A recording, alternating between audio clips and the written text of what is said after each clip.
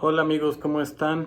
Estoy con ustedes por invitación directa de mi amiga Daniela Torres, la doctora Daniela Torres, y su proyecto Mueve Médico, disponible en Facebook. El motivo de esta plática es para explicarles un poquito a las empresas, a los trabajadores, cuáles son las consecuencias que se han venido generando a raíz de esta pandemia del COVID-19 que ha cambiado radicalmente la manera en que se van a conducir las relaciones laborales, las relaciones comerciales y que tiene implicaciones jurídicas importantes en el territorio nacional. Empezaremos primero por la parte laboral. Entiendo que muchas de las dudas que han surgido con motivo de esta pandemia se refieren a la continuación de las relaciones de trabajo, a la suspensión de las actividades productivas, a la disminución de los salarios, a lo que ha dicho el presidente, a lo que ha dicho el subsecretario López-Gatell. Vale la pena hacer un poquito de historia en relación a cuál es el origen de estas dudas que se han generado. Si bien recuerdan, en 2009 México enfrentó una pandemia de influenza H1N1.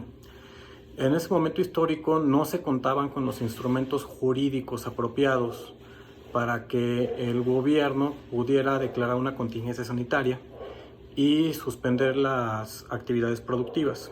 Había muchísima confusión y por lo mismo fue necesario en 2012, con la reforma laboral, el introducir estas figuras jurídicas. En específico se creó el artículo 42 bis, el artículo 427 se le adicionó la fracción séptima y al artículo 429 también se le agregó una fracción.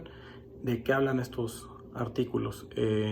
Hablan de la suspensión de las relaciones de trabajo por causas atribuibles a una contingencia sanitaria y establecen la obligación del patrón de pagarle al trabajador un salario mínimo por todo el tiempo que dure la contingencia y que no podrá ser superior a 30 días. Esto pues, representa para el patrón una forma de mitigar el impacto económico que sufre por no tener una actividad productiva. Y además es justo. ¿Por qué? Porque pues, hay empresas que tienen directores que ganan 180,000 pesos y al mismo tiempo personal que gana el salario mínimo. Si se obligara a la empresa a seguir pagando el importe de sus salarios al 100% sin tener ninguna utilidad que generar porque no hay relaciones productivas, entonces enfrentaría una quiebra. De esta manera, al disminuir equitativamente el importe de los salarios, se produce una relación democrática dentro de la empresa donde todos vos van a ganar exactamente el mismo salario, es decir, un salario mínimo que actualmente equivale a 3,700 pesos al mes. ¿Qué es lo que ha sucedido con esta pandemia de COVID-19 que estamos enfrentando actualmente?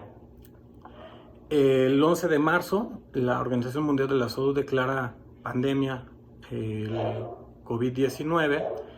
El 24 de marzo, en la edición vespertina del Diario Oficial de la Federación, el Ejecutivo Federal emite un decreto en el que ordena la suspensión de todas las actividades productivas.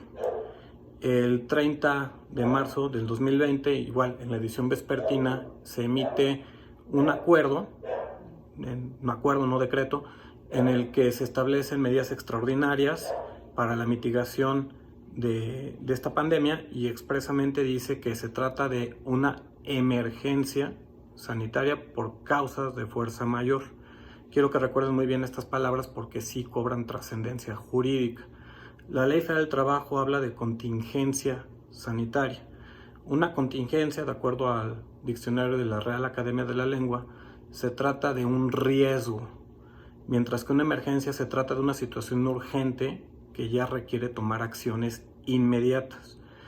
Pareciera que una palabra no tiene mucha relevancia en el contexto que estamos viendo, pero la realidad es que sí lo tiene, porque a pregunta expresa que se le realizó a Marcelo Ebrard, que es secretario de Relaciones Exteriores, en el Consejo de Salubridad, el día que tuvieron la conferencia de prensa, dijo que no se autorizaba la implementación del artículo 427 fracción séptima, que nos permitiría a nosotros disminuir el salario de todos los trabajadores a un salario mínimo, por lo que las empresas continúan con sus relaciones jurídicas laborales, como se encuentran pactadas en un contrato individual de trabajo, es decir, pagando el salario íntegro. Esto, pues bueno, ha tenido enormes consecuencias económicas para las empresas porque al no tener actividad productiva, pero tener que pagar los salarios, pues se encuentra en una situación de quiebra, muchas de ellas. Otra de las partes importantes que se establecen en ese acuerdo es causas de fuerza mayor. Una causa de fuerza mayor es un evento irresistible, insuperable por parte de la empresa y que genera condiciones que ya no permiten la continuación de las relaciones de trabajo. En este caso, pues implicaría el artículo 427, fracción primera de la Ley Federal del Trabajo, que es la suspensión de las relaciones laborales por causas de fuerza mayor, o el artículo 434, fracción primera, que establece la terminación de las relaciones jurídicas laborales por causas de fuerza mayor. En ambos casos debe de estar esto sancionado por la Junta de Conciliación y Arbitraje, que evidentemente en este momento pues no se encuentra funcionando y vamos a tener muchísima saturación. De acuerdo a datos que dio a conocer ayer la propia Secretaria de Trabajo y Previsión Social, se estima que en 3 semanas que ha durado esta pandemia en México, se han perdido 327,000 empleos, que pues, es una cantidad muy fuerte y que representa una imagen muy clara de lo que está viviendo México. Ahora, este momento es clave para que las empresas puedan implementar junto con sus trabajadores mecanismos alternativos para solucionar este problema. ¿A qué me refiero? No siempre la imposición de la parte patronal es lo deseable en una situación de este tipo. Muchas veces se puede llegar a acuerdos con la base laboral y construir soluciones que permitan la continuidad de la fuente de empleo, que es lo que nuestro despacho está haciendo, ¿no? Estamos llevando a cabo concientización por parte de la parte trabajadora de las empresas para que entiendan que es una situación insuperable por parte de la empresa y se toman decisiones que permitan la continuidad a futuro.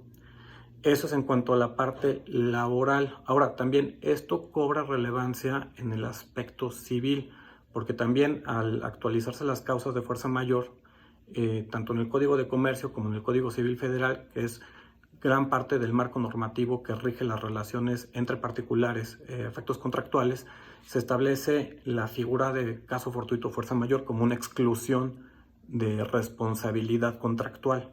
A lo que me refiero es que en muchas ocasiones se pudiera argumentar esta situación para impedir la continuación de los efectos jurídicos de un contrato. Yo les recomiendo a los trabajadores, tanto a los patrones, el explorar estas posibilidades de conciliación y buscar soluciones alternativas, ya que el Ejecutivo Federal no ha emitido a la fecha la contingencia sanitaria. Al no emitir la contingencia sanitaria, ata de manos a las empresas para no poder implementar estas reformas que tuvieron su origen en 2012 y que inclusive en la exposición de motivos se explica que su finalidad es dotar de un marco jurídico que dé certidumbre a las empresas para saber cómo enfrentar económicamente una pandemia o una contingencia sanitaria.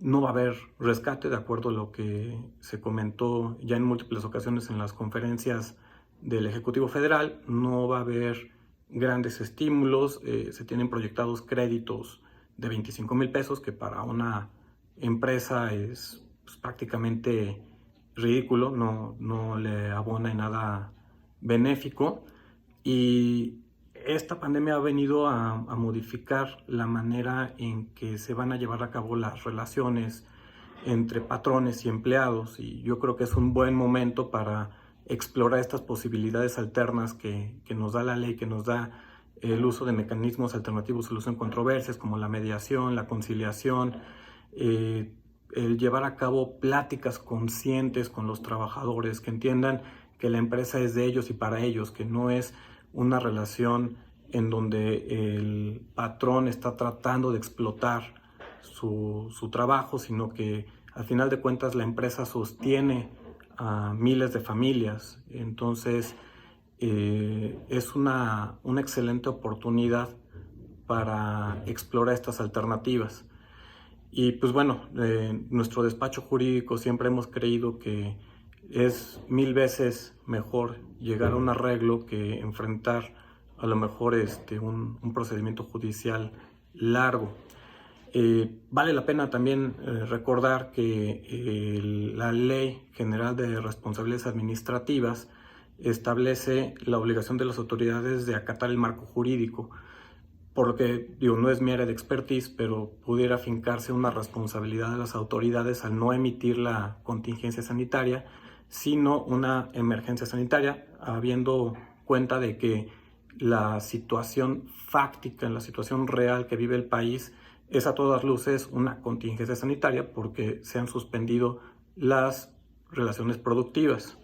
No hay empresas que estén laborando normalmente. Por lo tanto, están privando a la empresa de un derecho para mitigar la situación económica que se encuentran enfrentando. También vale la pena recordar que la Ley de Responsabilidad Patrimonial del Estado establece que, si bien la causa de fuerza mayor es una de las excluyentes de responsabilidad para las autoridades, también lo es que en este caso sí se contaba con el marco jurídico específico para hacer frente a esta situación y no lo han hecho, no han emitido esa contingencia y lo han hecho de manera arbitraria. ¿Por qué? Porque al no emitirse la contingencia se pone en riesgo la estabilidad de la fuente de empleo. Entonces, a mi parecer, sí existe una inconstitucionalidad por parte de las autoridades al no emitir esta contingencia y también pudiera existir una responsabilidad patrimonial del Estado. Pero insisto, esto no es mi área de expertise, sin embargo, yo sí le veo elementos para poder proceder. Pues esta fue una pequeña charla que queremos tener con todos los empleados, con todos los patrones, para que sepan cuáles son los escenarios jurídicos que se pueden enfrentar con motivo de esta pandemia. Me despido de ustedes.